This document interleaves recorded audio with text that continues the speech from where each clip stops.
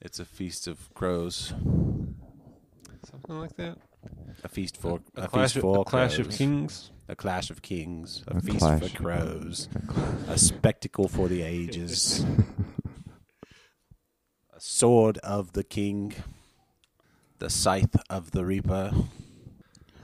Okay, The can you hear age me? of the dragon. We can hear you. Ansel's listing off fantasy novels.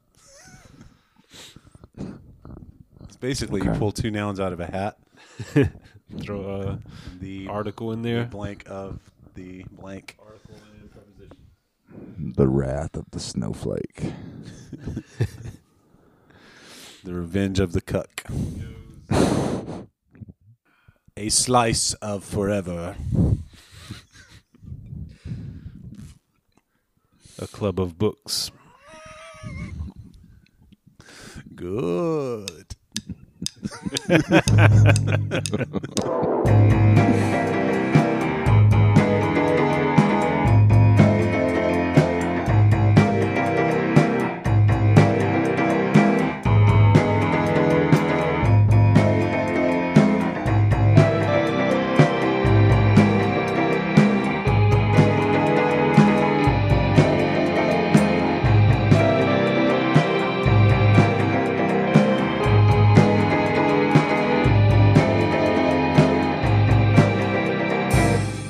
Hello, everyone, and welcome back to Book Club, the podcast. My name's Elijah Crowder, I am Dylan Crowder. And I'm Ansel Crowder. and we three siblings are here to discuss a book that we all read this week, and we are glad you're here to join us. This week's book, as I'm sure you're following along in the wide world web of social medias, is Kurt Vonnegut's Galapagos. And I will apologize now, right out. I have a bit of a cold, a bit of a chest tingling that I'm just gonna say it makes me sound sexier, and so I apologize for it. Yeah. So, I chose this book. I do have the conch this week. I love this book, and the copy I have here is actually a copy that I gave to my wife that she read halfway and quit and said she didn't like it. But that's okay because this is Kurt Vonnegut, and if you're familiar with Kurt Vonnegut, right on. Welcome to the show. And if you're not, stop, pause, go pick up Galapagos. Yeah, that's and, fair, but come back when you're ready. I don't Dylan. think Kurt Vonnegut's really obscure. We introduced ourselves, right? Yeah. Yeah. Kurt Vonnegut's not really obscure anymore. Like, I No. think he's fairly popular among people that read books, at least. Yeah, I would agree with that. But then, I mean, there's just a lot of people would just read popular things, and I would still say, even though he's not obscure, Kurt Vonnegut's something that you read because you want to read Kurt Vonnegut. That's not Right. It's not and something on everyone's list. it should be. I think Slaughterhouse-Five is taught in a lot of schools. Yeah, a lot of schools do Really? have that as a requirement. Yeah.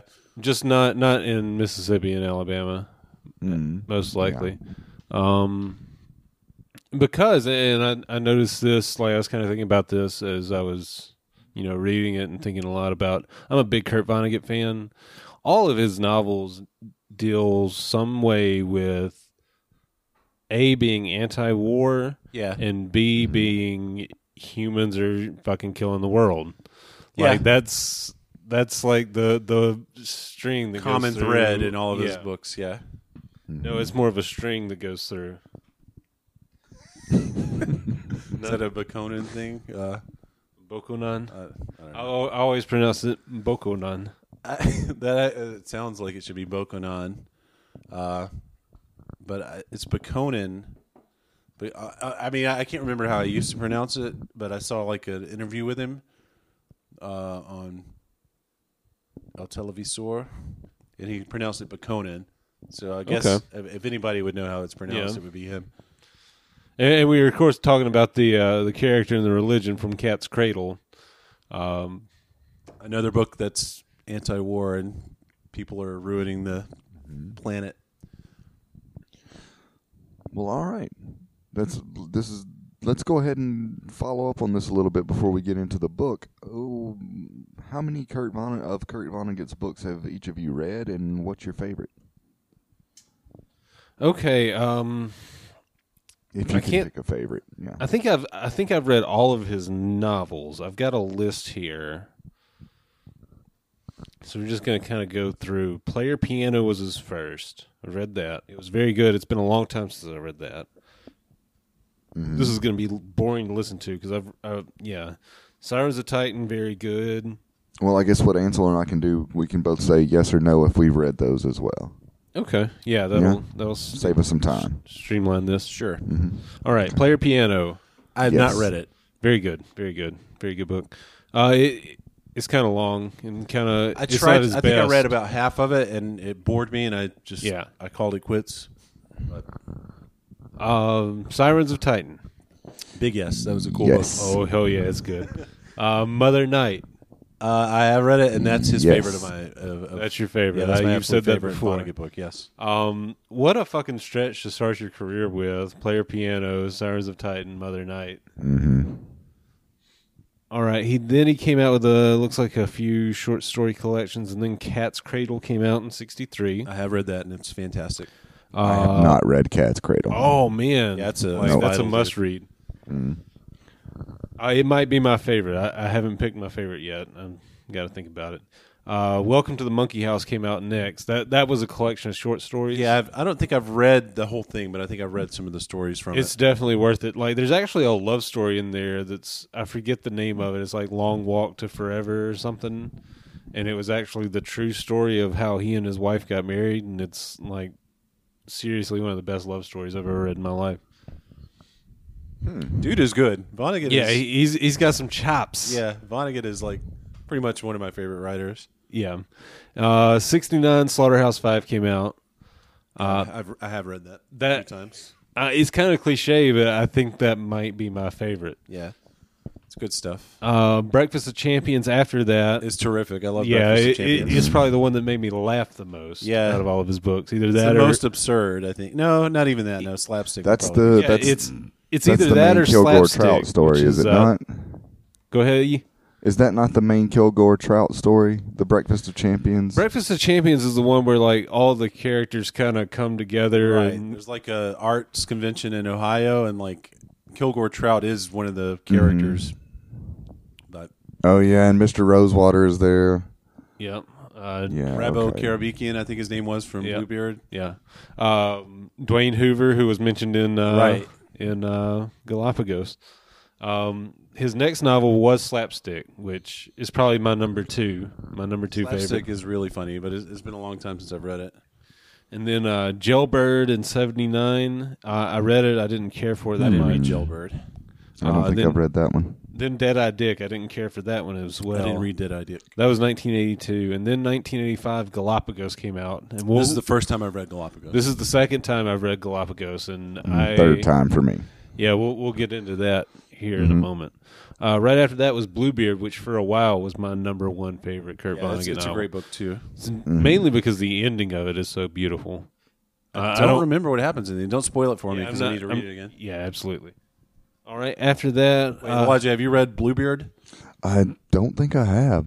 See, that we'll get to it. Go ahead, Dylan. Finish up. After that, it was Hocus Pocus. That was a very good book. Hocus Pocus was hilarious. As well as Timequake. So he had a really good late career resurgence. His oeuvre. Yeah. Then most of the stuff that came out after that, you did have your God Bless You, Dr. Kevorkian, which is... I think if I were introducing someone to Kurt Vonnegut for the first time, I would give them God Bless You, Dr. Kevorkian. It's very, it's very typical of his style. And other than that, you got more of his writings. A Man Without a Country came after that. I think that was the last thing that came out before he passed away. Yeah, that was in 2005. Yeah, I read A Man Without a Country. I think that actually came out after he passed, didn't it? No, because he did some interviews and stuff for it. And okay. I think he died shortly after that. Yeah, he was on the Daily Show, wasn't he? Yeah, he was, and he was with. Oh wow! He did like a PBS interview or something that was kind of longer and more informative. Yep. And after that, you had some stuff that got published after he passed away. But that's pretty much it. So, Ansel, what was your favorite?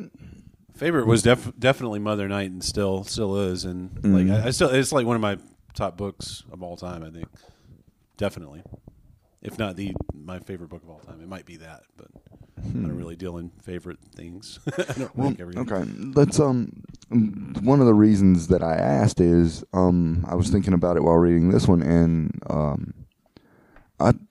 I've read so many that they kind of blur together. I can't really tell you what happens in which book. Do you know what I mean? Yeah, that's totally true, because they're all, I think Galapagos is like this too. It's like partly autobiographical, partly it's about some branch of science. It's casually absurd and really funny. Like any book you get will tick all of those boxes. So yeah, I get where you're going. Yeah, I've got I might go back to this when I get into my notes a little bit that I made, but this book was kind of like Slaughterhouse-5, but instead of World War II, it was the war in Vietnam. And it also goes back to what I said earlier about it being those two recurring themes, like the people are really screwing up. And what was the other theme?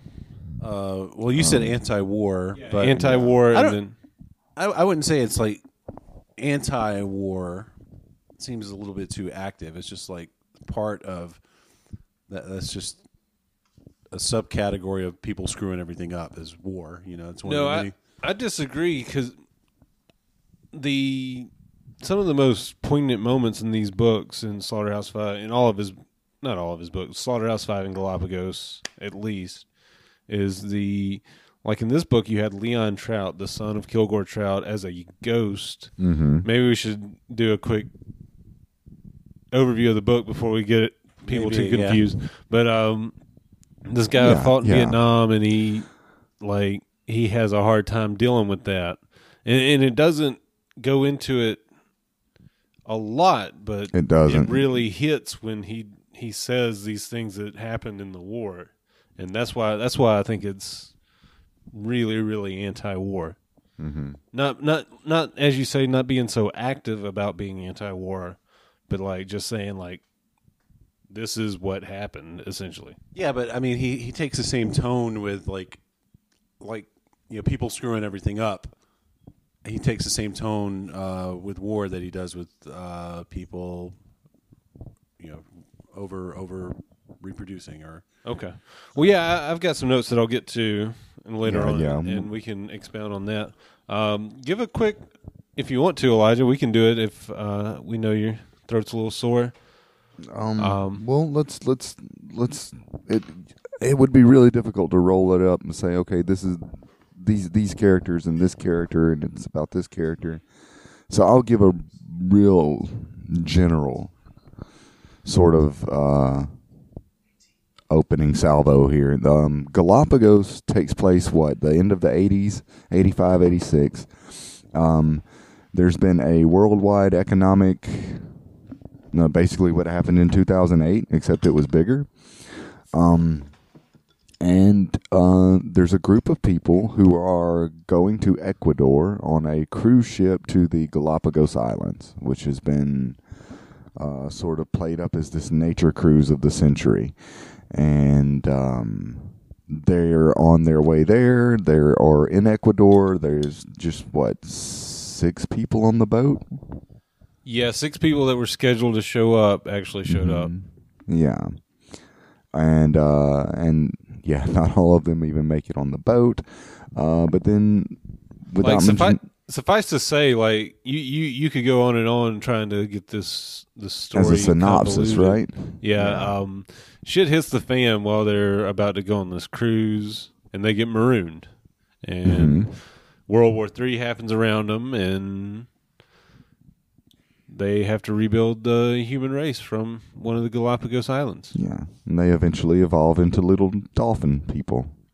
And all of this is kind of revealed right up front, because the narrative is being told from a ghost that is 1,000,000 years old, who is the son of Kilgore Trout. Right, who worked in his corporal life worked on the ship that they take to the Galapagos. So yeah, it's very scattershot. I think Was actually killed building the ship. Right. And I mean, he was kind of set up as that Billy Pilgrim character who is unstuck in time that can visit all the different periods and, you know, speak about what happened before, what happened during, what happened after. And I thought that was pretty cool. Which, I mean, now might be a good time to say it. Actually, there's a little bit, I mean, it was a little bit frustrating that the plot came like, you got all the, you know, past, present, and future just whenever it was revealed, whenever the ghost narrator wanted you to hear it. Right. It was annoying just because I was, you know, I think Twitter has like shrunk my brain to where I just need stuff like, just like get to it, man. But like on the other hand, I think the funniest part of this book was when he would say, "Little did they know," you know, kind of like he would do. So it goes for Slaughterhouse-Five, right? But like every time he goes, "Little did they know," you know, it made me laugh because it was like you know what's going to happen to them, and they have the exact opposite expectation. Yeah, and I actually have a note about this because I found this like one of my favorite parts about this book is the juxtaposition of like this really cold, callous view of the narrator. Like he's so far removed. He's a million years in the future. He sees what these humans have become, but he's telling the story of these very human humans, and it's a very personal and very like emotional story. Like the actual narrative itself is very human and very loving towards like all these characters' actions, but at the same time, like this outside observer is very just cold, and it just kind of struck me. Yeah, I think he chalks it up to them, you know, just being simple creatures with too big of a brain for their own good, as it says several times throughout the book. I think in Leon Trout actually mentions, you know, that's what big brains on humans did a million years ago, was have them do things like his had him go to Vietnam, and yeah, and he just kind of looks at that with a brush as, okay, that's something stupid I did because I had a big brain. Yep. Yeah, little did they know. I have like I didn't so much as take notes, but I just highlighted a whole bunch of stuff. So, I did the same thing. Yeah, because like I mean I don't know what to say. I can point to it and go, ooh, ooh. Well, Ansel, this is your first time reading it, so yeah, let's run through your notes and see what a first timer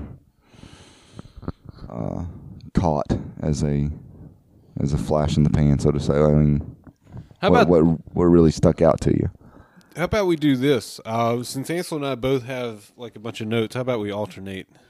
Yeah, Like okay. a bunch of sections we've got highlighted.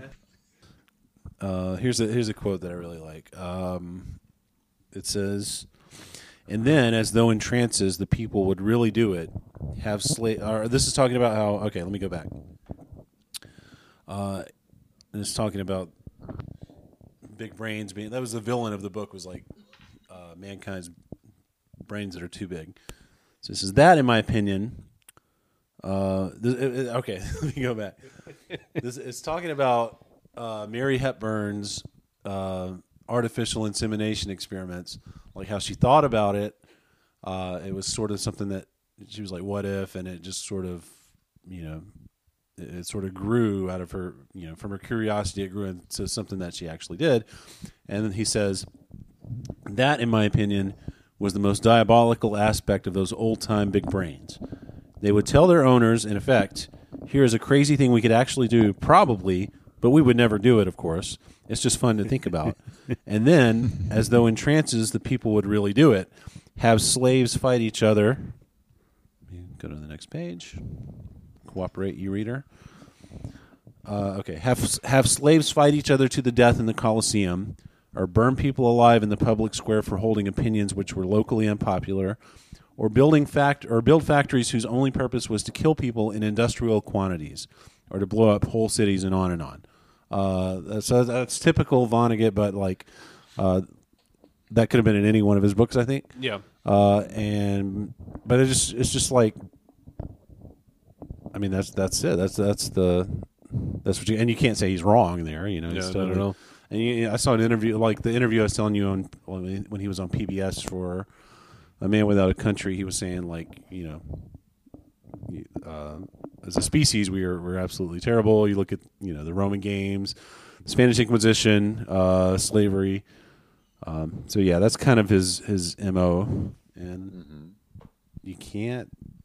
I don't know. I think he's pretty convincing, even though, like, but on the other hand, you know.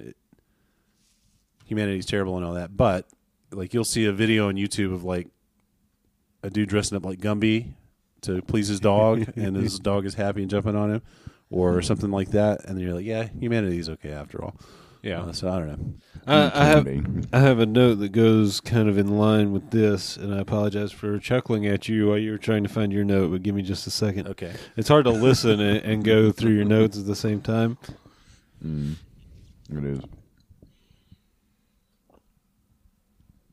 I don't like that. And as you're looking, Dylan, I'll just say, so that's really you're talking about his MO and the Spanish Inquisition, and just it's like what Dylan said right at the rip, how people are just kind of tearing the place apart by being people. And that was a good quote, a good thing about how you think of something and you just say, I'll never do that, but then you do it. Yeah. Yeah, it's those big brains. Yeah, it's those big brains, man. I found it now. Speaking about the big brains, this is okay. If you haven't read the book, this is going to sound kind of bonkers to you. This is Kilgore Trout. He's sitting in the blue tunnel that leads into the afterlife, and he's talking to the ghost of his son, Leon Trout. He's dead and gone. He's in heaven. Leon has, persisted as a ghost for 1 million years, observing these humans and recording the events in this book. Because he's interested in trying to understand humanity, and he also hates his father.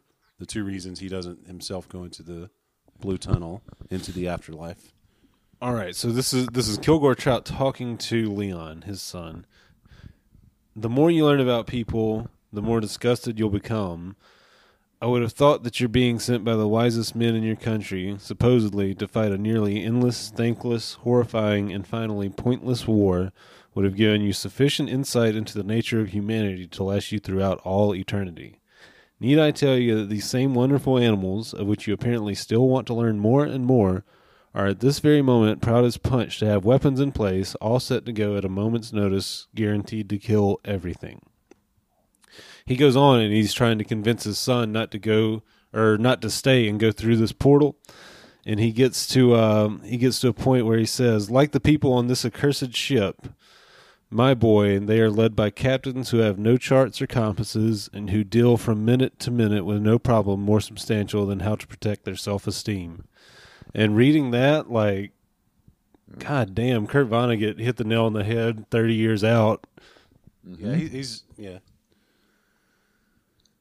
It's almost, this kind of the cliche take on Kurt Vonnegut. He's like prophetic, sort of a doomsday prophet, but shit, like, so often did he hit the nail on the head. Yeah, stuff pans out. He might have had the timing down a little bit, as in this book, because I think the apocalypse happens in 1986, but I mean, as far as nailing the nature of man, I think he's got it to a T.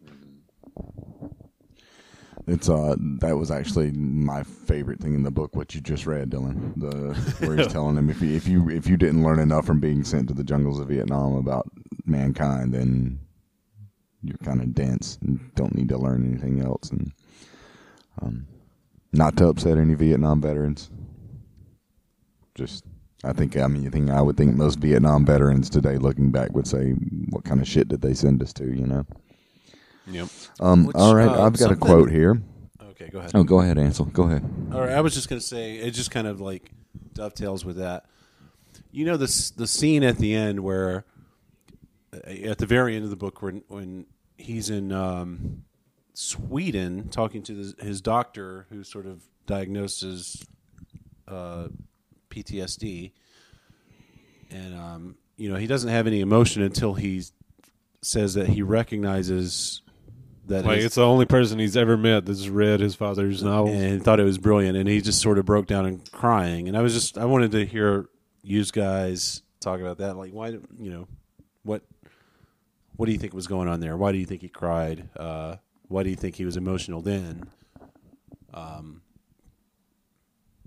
Well, I think it might have something to go back to at another point around the same point in the novel. He talks about the same thing, how the Leon had been a Marine as well. Even though he hated his father, I think he did everything he tried to do to try and make his father proud, even though he didn't like him. And at the same time, he had this hatred because he was a failure of an author. And I don't know, it just seems like he wanted to restore that relationship with someone that he idolized when he made bad decisions. So that's why he got emotional then. Okay. And maybe it reminded him, too, of what life was like before he fought in the war and before he had killed people. That was what I was thinking. I thought like it was his, that's what he thought when he was a child, that his father was this great writer. And the doctor saying that sort of like sent him like what was that? What was Scott Bakula's show? Quantum NCIS Leap. Los Angeles? Or no, New Orleans. He quantum leaped New Orleans him back to Seagate DSV-1. Was he in a Stargate? Seagate. No, not Seagate. Sequest? Sequest. I don't know if he was in Sequest. I don't know Sequest. I was talking about, have to check this I was out. talking about Quantum Leap. Yeah, I know. So the doctor Scott Bakula him back to his childhood, and that's he didn't think that those feelings were still in there, and they kind of upset him because that was what I was thinking, but I don't really know. I mean, I don't think there's a right answer to that. Those are both excellent answers. I would just say, it's after years and years of him bad-mouthing his own father, to find anyone that wouldn't, maybe just kind of says a slap in the face of being wrong, and realizing that you've held out something that you didn't really have to. Yeah. All right, so you're about to read us a quote. Oh, you have a question? Yeah, you were just saying, a couple of things really quick, and then I'll turn it back over to let you guys continue on your notes, because I like the format. I like how that's working. You said it's kind of cliche to call him the doomsday prophet. Here's what he has to say about people after humans have evolved. And if you haven't read the book, humans evolve into almost what I seem to visualize as like a half dolphin, half sea lion. Yeah, that's kind of what I was thinking too. Maybe a little more furry than both of those, because he does talk about how like the coats would have been, the coats of these future humans would have been popular in department stores and a million years ago. Yeah, the Akakiko's fur. Here's what he says about people, and you've got people with their they still have hiccups. This has less to do with evolution, I think, than with the fact that so many of them gulp down raw fish without chewing them up sufficiently. Then he goes on to say, and people still laugh about as much as they ever did, despite their shrunken brains. If a bunch of them are lying around on a beach and one of them farts, everybody else laughs and laughs, just as people would have done a million years ago, period.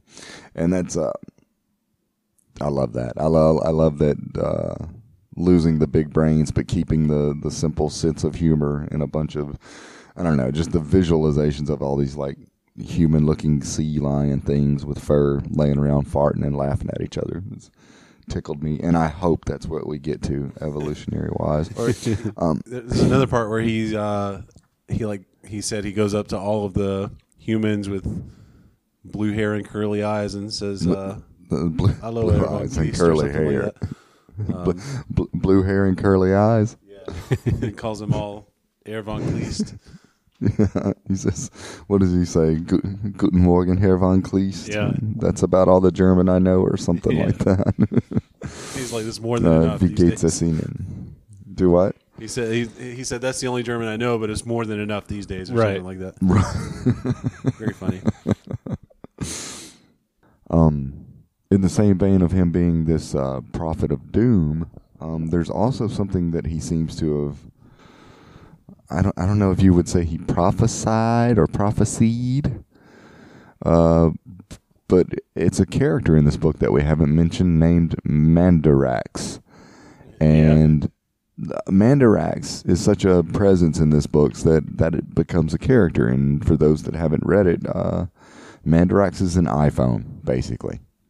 Yeah, and again, this was written in 1986 before people having PCs in their houses was mainstream. Exactly. So and just follow along with that whole, Kurt Vonnegut is such a prophecy, prophecyer. Yeah, there you go. He comes up with a device that translates languages, I think is what its main function was. But you could add a phone to it and it would be an iPhone. Yeah, it diagnoses diseases. Mm-hmm. I've actually got something related pulled up if you want me to go ahead with the quote. Go ahead.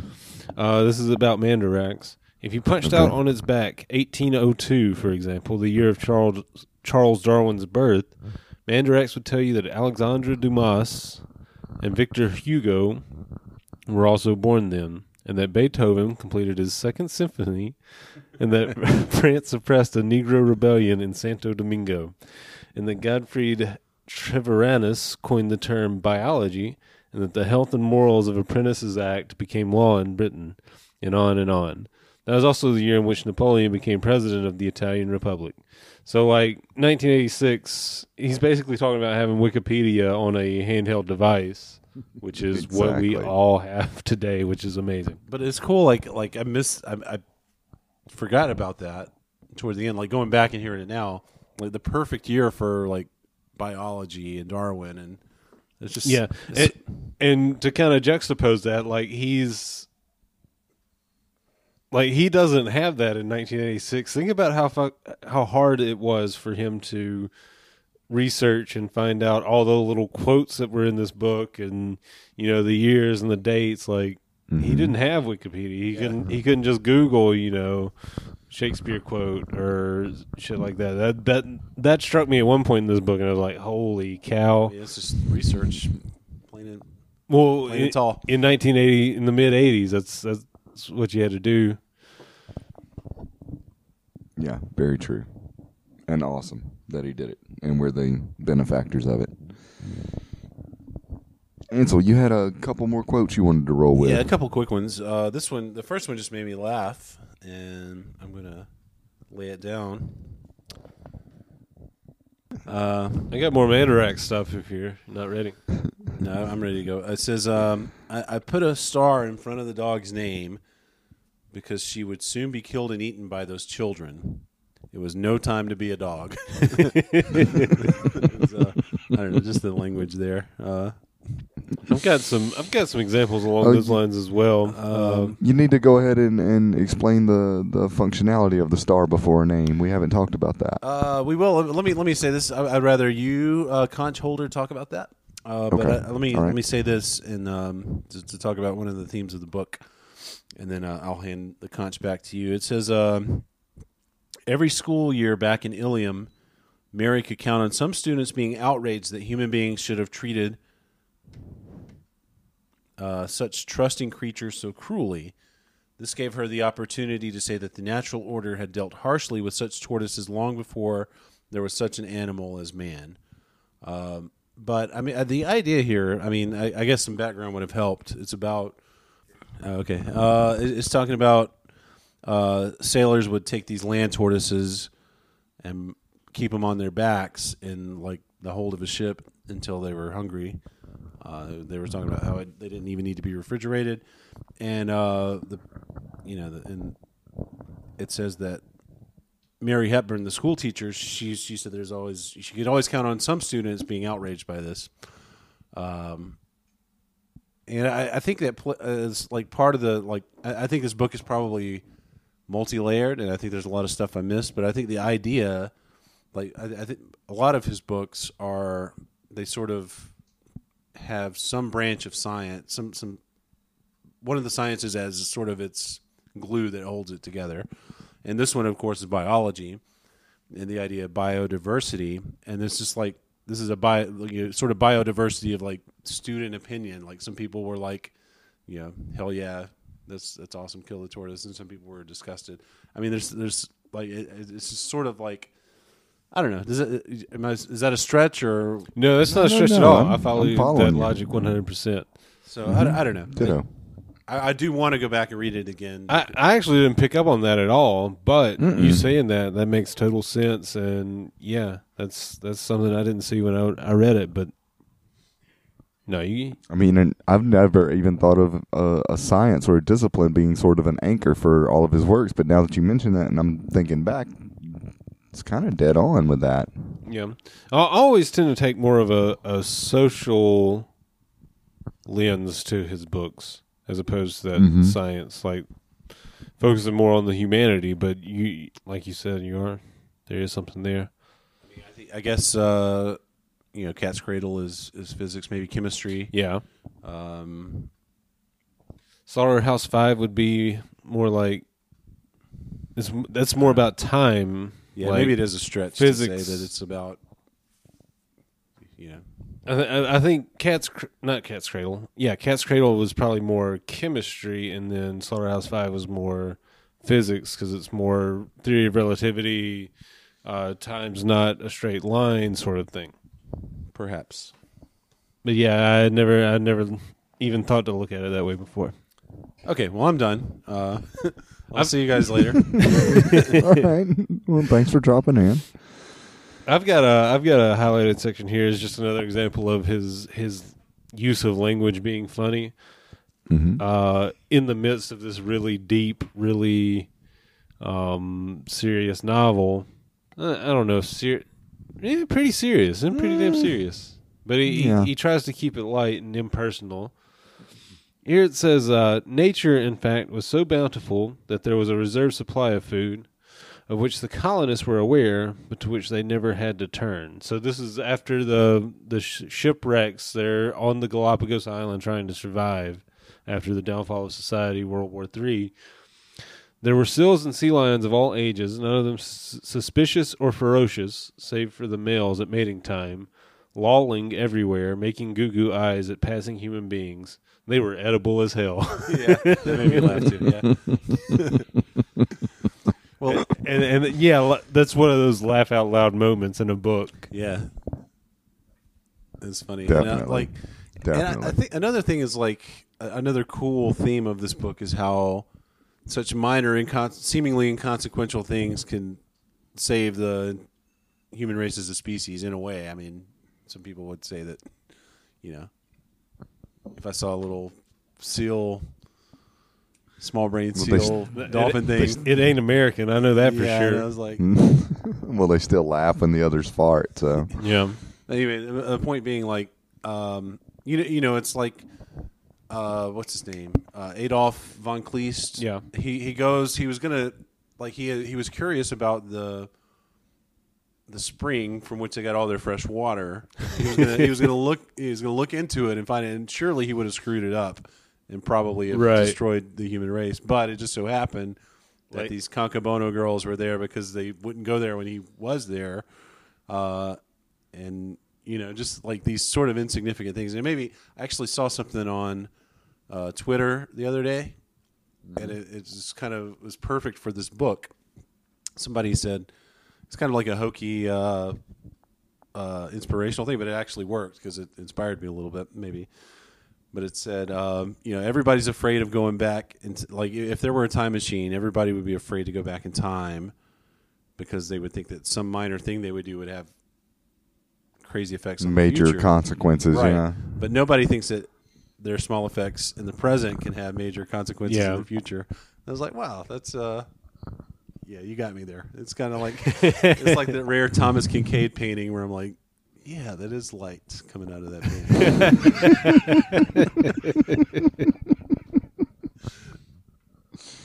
painting. That's deep as hell. Well, the painter of light does it again. All right. Good stuff, guys. So where do we go from here? I've still got some highlights and stuff. And because I got more info. go for it, because that seems to be bringing out some good some good responses and good conversation and leading us to other things as well. I'm just kind of picking one quote out of random here, just so we can continue. Here's a paragraph from Mr. Kurt Vonnegut. Now, there's a big brain idea I haven't heard much about lately: human slavery. How could you ever hold somebody in bondage with nothing but your flippers in your mouth? Like, that is so on message. Like, well, he did that. He does that a lot. Is like, how could you ever organize a manhunt when people can swim as deep as they want? You know, it's just like, you know, as inferior as you think what humanity becomes. He's like, well, you know, they have this going for them, and it just goes back to that theme of like, the humans' number one problem is their big dumb brains. They keep causing big dumb brain problems if they just swim and eat fish. He said something like, at one point, he's like, you know, after you have intercourse, he said something like, you know, it's not long after that you want to do it again. And it's like, well, but there's, even when there's homework to do or something like that. Yeah, like being a teenager. Yeah. It's like, you got to do homework and this too, and, you know, it was just fun. That's all I'm saying. Little did they know. We do need to backtrack. I was going to mention the so Ansel, earlier you mentioned that the dog had a star before his name. Yes. There's a pretty neat convention here, since our narrator has, you know, been around for 1,000,000 years, and I can't find it now, and I didn't make a note, so maybe you guys can tell me why he does this. Why does he put a star before the name of a character that will die on that day? Or I think he says before the sun sets that day, that character. So anytime you see someone with a star before their name, including Mandarax at some point, why does the narrator say he does that? I can't remember. I didn't mark it down, and I don't remember a specific reason other than just like they were gonna die. Okay. I thought there was a reason behind it. It's pretty early on. I will find that. I'll make this, Ansel's my looking. personal mission. Do you want me to do another quote while you're looking for that? Only if that's what you want to do. Yeah, do another quote for us, We're then. not just sitting here with our thumbs up our butts. Well, here you go. This is topical. Mere opinions, in fact, were as likely to govern people's actions as hard evidence, and were subject to sudden reversals as hard evidence could never be. So the Galapagos Islands could be hell in one moment and heaven in the next, and Julius Caesar could be a statesman in one moment and a butcher in the next. And Ecuadorian paper money could be traded for food, shelter, and clothing in one moment and line the bottom of a birdcage in the next. And the universe could be created by God Almighty in one moment and by a big explosion in the next, and on and on. Thanks to their decreased brain power, people aren't diverted from the main business of life by the hobgoblins of opinions anymore. Like, and that's real early in the book, and that sets the stage for these two stories to play out: the 1,000,000 years in the future and the 1986, and the humans versus the ape dolphin hybrids. I mean, we're clearly all very fond of this book. And yes. I might put it in my Vonnegut top 5. I don't know. I really, really loved it, and you know, we'll get. I think we'll get to that in the ratings. Well, I have pulled up here. I have the. You found the why the narrator uses the asterisk. Okay, go ahead. All right, he says the two with stars by their names would be dead before the sun went down. This convention of starring certain names will continue throughout my story, incidentally, alerting readers to the fact that some characters will shortly face the ultimate Darwinian test of strength and wiliness. So there's no real reason other than... Read that last sentence back again. The ultimate. The whole thing is one sentence. Yeah. The last clause, then.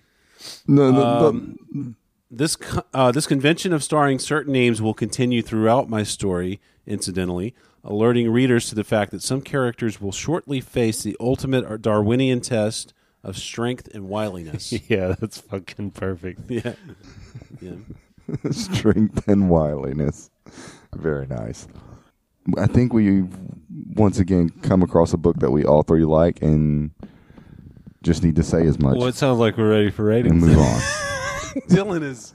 I've never seen Dylan so excited about anything. He must be very proud of this.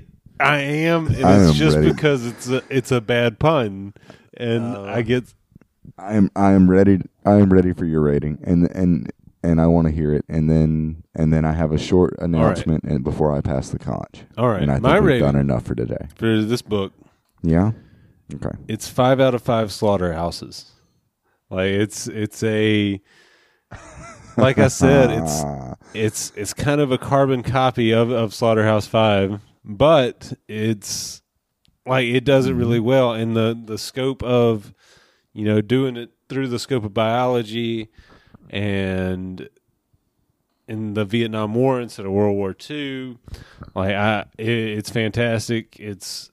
I think Elijah, you hinted at it towards the start. Like this is definitely top 5 Vonnegut. It's really hard to break that top 5 because that is a tight top 5. Mm-hmm. And I have this sneaking suspicion that whatever Kurt Vonnegut book that you have read the most recently sneaks into that top 5. That's how good he is. Yeah. And that's how good this book is. 5 out of 5 slaughterhouses. I mean, Nice. it's not as the reveal there. That's good. That's real good. That's good. Kudos. But you said that last week about Vacation Land. You said I can't give it 5 out of 5 slaughterhouses. You said that. Did I? Yeah. So, Oh, shit. so you kind of let the cat out of the bag. But he can give it to this one, and he did. And I think that's because he read it. Ansel, yours. I just pulled it up. I just. Well, now I read Vacation Land as well. I want to be clear. Joking. I have only listened to the audiobook for Lamb and the Scarlet Letter. All right, Ansel. You got your rating ready? Okay, I give it a golden gram. It gets a golden gram. Let me explain. A golden gram. I actually just pulled this out of my butt, but I think it's pretty good. So Graham, this is something. It was like it's kind of like a internet meme. Graham is a human designed. A human. If humans had evolved to survive car crashes, I guess this was a campaign for the Transportation Safety Board. I want you guys to Google Graham car crash or car crash Graham. Yeah, just type in Graham car crash. So this is something they developed this guy. Are we Graham. doing the image search? Yes, Graham do the image car search. crash dummy. Car crash Graham or car crash evolve. Oh my god! So this is like if human beings had evolved to survive car crashes without without damage. This is what they would look like according to I don't know who did this. Actually, it's not. I think it was either a British or an Australian. It looks like a hut. But I used to use this. I just thought about it. I used to use this in my physics class when I would do lessons on impulse and momentum, and and I would show them this picture, and they were so disgusted that I stopped doing it. It was just like they're like, no. But anyway. I actually know some people in Alabama that look like that. Like that is definitely the trend. Like it's going towards that no neck, just flat face. Well, I mean, like the premise is that people die in car crashes. Like, It's one of the leading causes of death. Yes, but it's not enough that It's causing natural selection to take it's not place. a driver of natural selection. But I mean, it's something that's fun to think about. Elijah, it is fun to think about got- the evolution I've of got human a- beings. Elijah just sent in our Hangouts. I'm checking it out.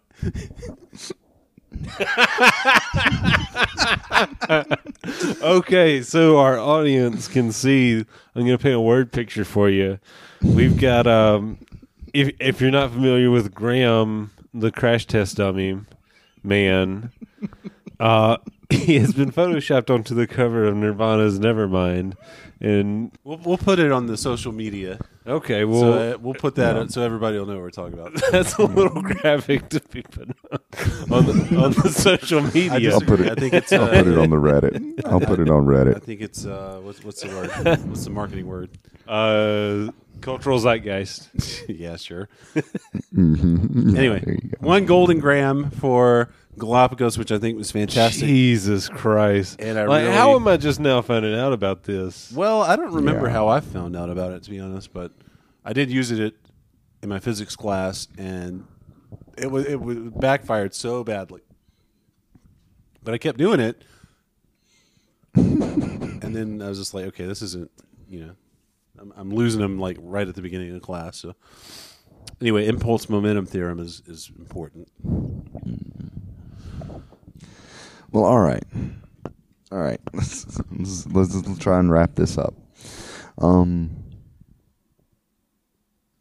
My rating for Mr. Vonnegut's Galapagos.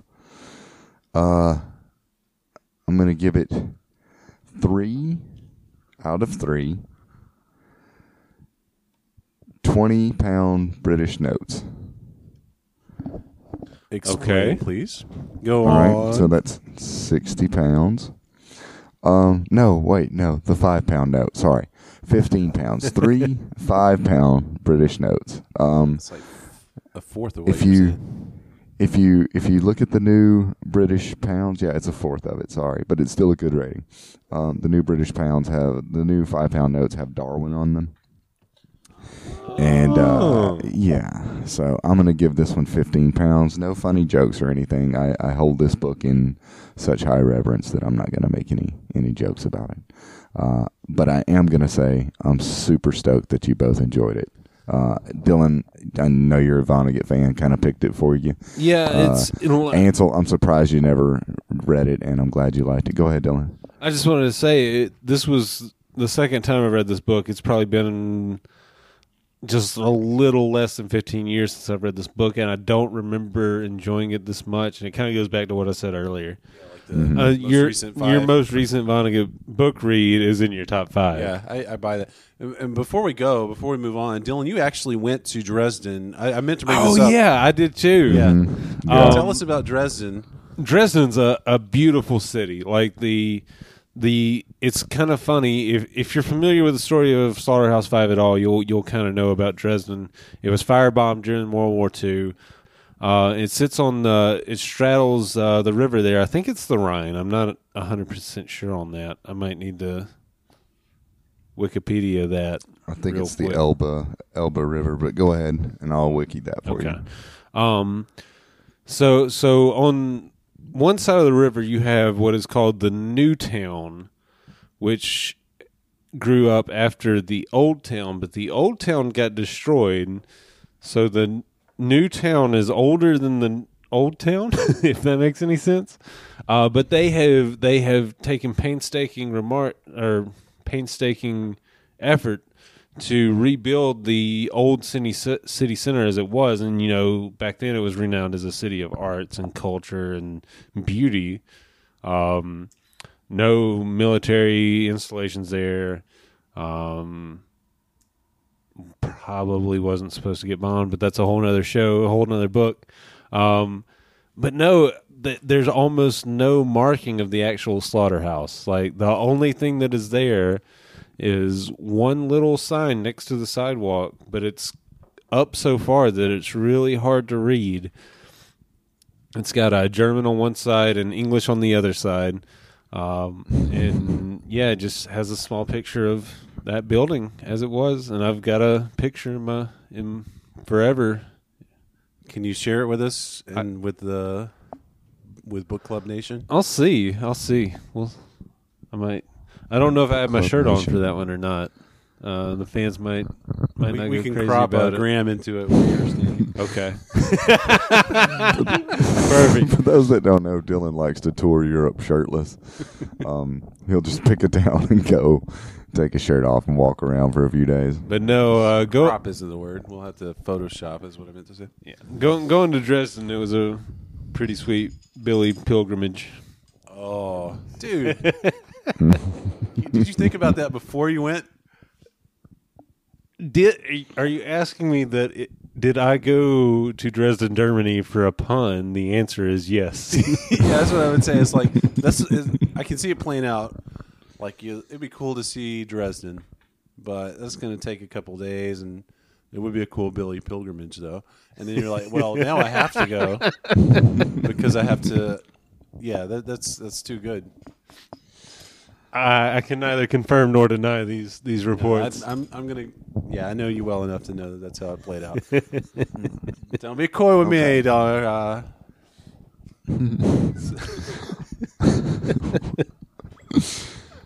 It's the Elbe River is the river that Dresden sits on, and that's it kind sits of on like both banks of the river. Super xenophobic of me to assume any Bavarian river is the Rhine.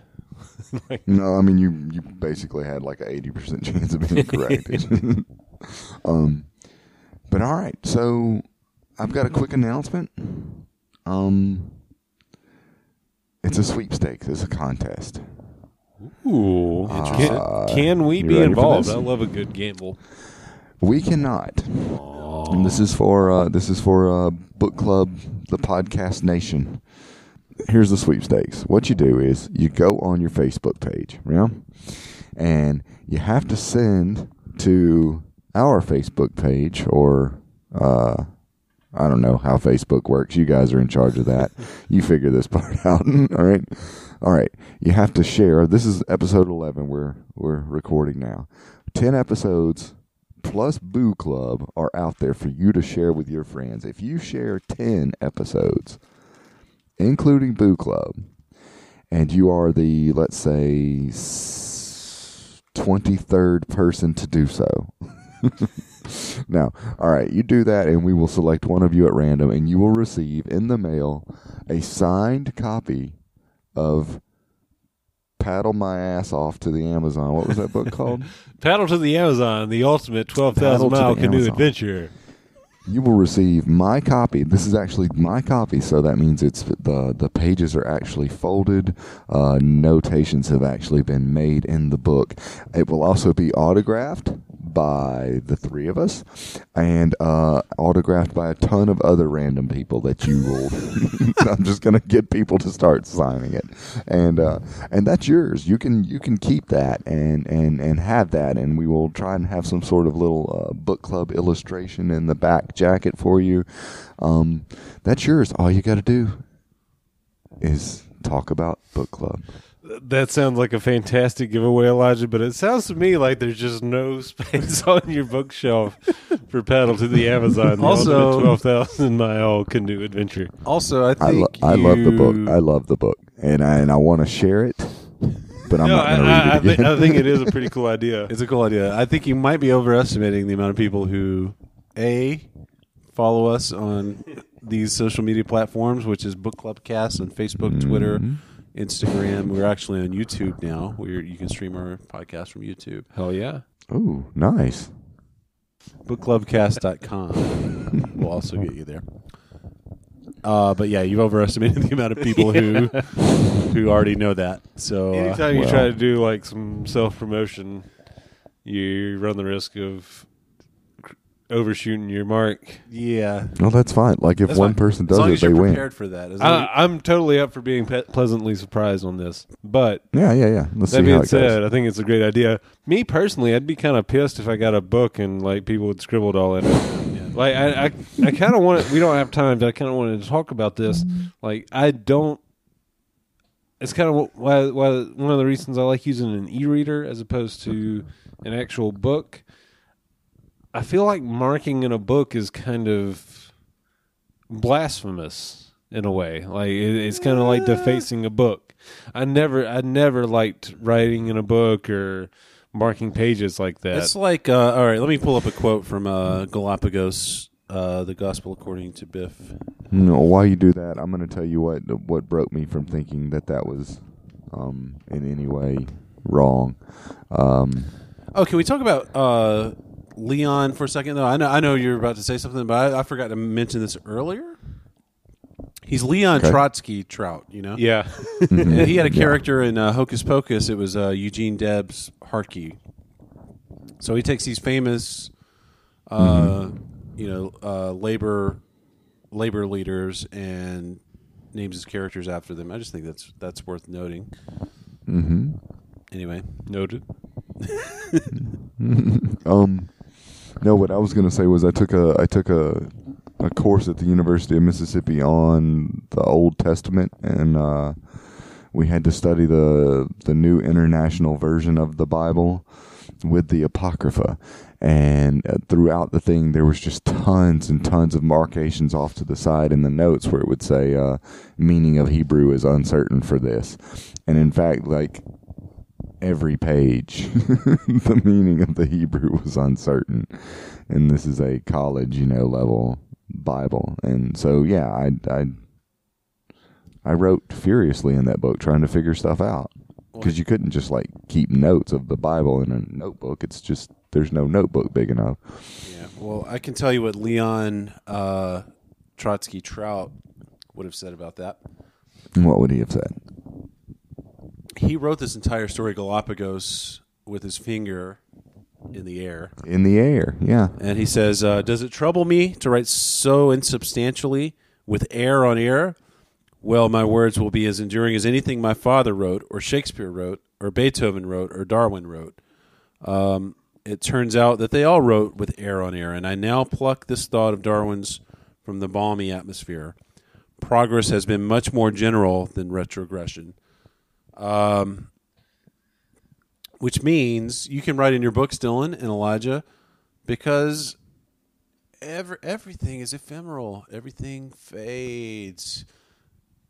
Everything, nothing gold can stay. Pony boy. Now, can I get you to tell me here in a second, reread that last sentence as soon as I find this quote that is... Progress has been much more general than retrogression.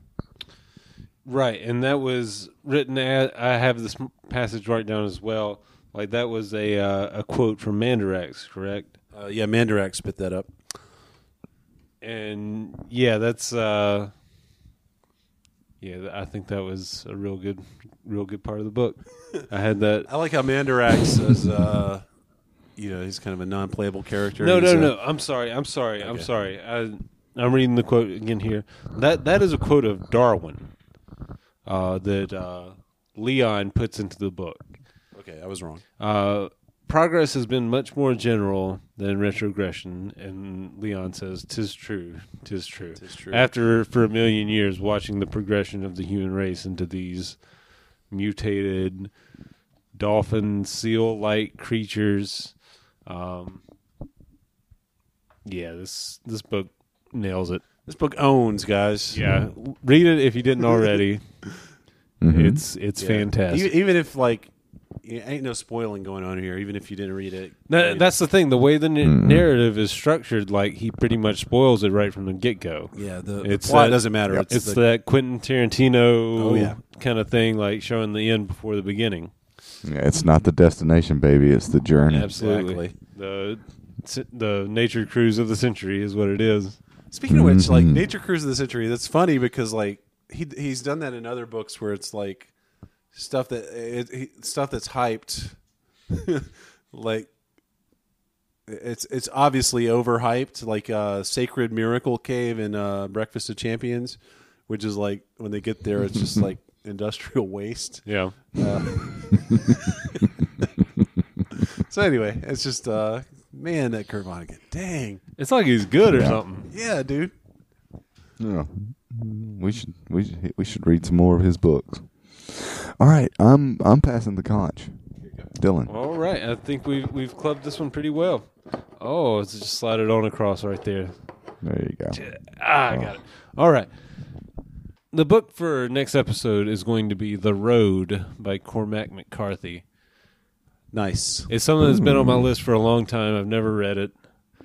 I believe it. I believe it's post-apocalyptic. I believe it won some kind of National Book Award, if I'm not mistaken. like the Booker Prize or the National Book Is Award. that the one that they made a Viggo Mortensen movie out of? Yes. Yeah. It was awarded the 2007 Pulitzer Prize for Fiction and the James Tate Black Memorial Prize for Fiction. In Pulitzer was the 2006. one I was thinking of. That one has more gravitas. Then the James Tate Black I'm guessing Memorial so. I never Prize. met James Tate Black, so I don't know. So yeah, that's our book. I think it's supposed to be super depressing. So All right. y'all are welcome for that. Sounds good. It's cold and rainy here in Vienna, but yeah, cool. But yeah, that's our next book. It, like I said, it's been on my list for a long time. I've never read it. Have y'all ever read it? I haven't, no. But I'm familiar with No, and I have not seen the film either. it. Same I here, haven't seen either. it. Okay, that's perfect. Awesome. So, yeah. All right. You want to give that conch back to old Elijah? I'll let him rap. Let's. Well, all Pass right. it from the millennials to Generation X? I don't identify with them. What Which do you one? identify with?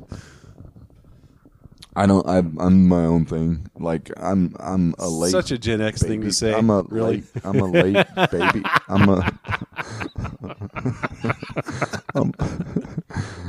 I'm a late baby boomer, but I'm an early bloomer, so I call myself a baby bloomer. All right. This has been that was ridiculous. No, All right, this has been all- Book Club, the podcast. It's been fun. This week was good. I'm looking forward to next week's, and I am going to read The Road by Jenny McCarthy. Who wrote it? Cormac McCarthy. Cormac McCarthy. And I invite you to read it along with us. Please do, and then we can discuss it on the Twitters and on the Reddits and on the Facebooks. Don't forget to get your submissions in for our grand prize sweepstakes of a book that's been signed by 100 random people. And yeah, thanks for joining us. We've loved having you along, and we hope you've enjoyed pissing away your time here with us. Guys, say night-night. Good night. Thanks, guys. I enjoyed it. Thank you and God bless.